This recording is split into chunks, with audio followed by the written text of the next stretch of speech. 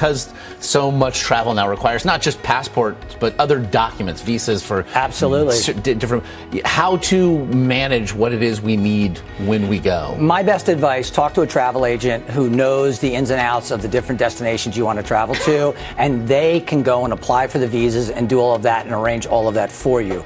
I want to focus in on that travel insurance because that's something I've never purchased before, and I think it's a great idea. Where can I go to get some of that?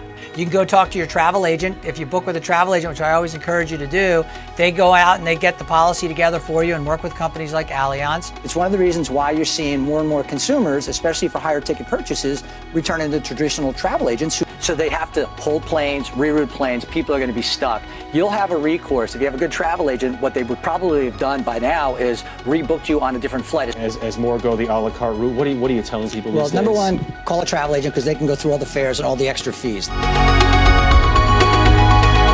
But the thing is we all want to know, like, what do you know after years and years in the business as a travel agent? How do we save money? And the first thing you're going to talk about is that, some awesome ways. Number one, call a travel agent. So we've talked about that before, so that's always a great tip. But if you have a word of advice for consumers here. I talk to a travel agent. You know what? Sort through the fares, go to a travel agent, talk to them.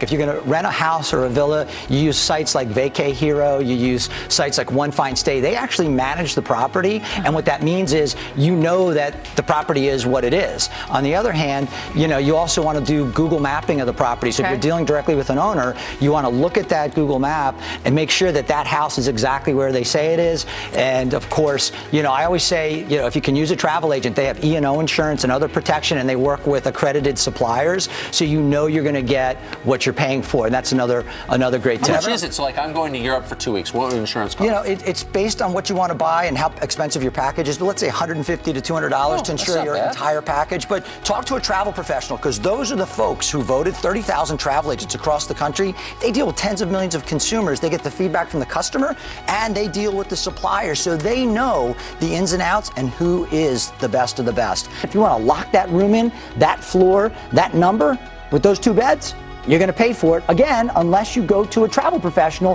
who can hook you up with special deals that aren't published out there on the internet.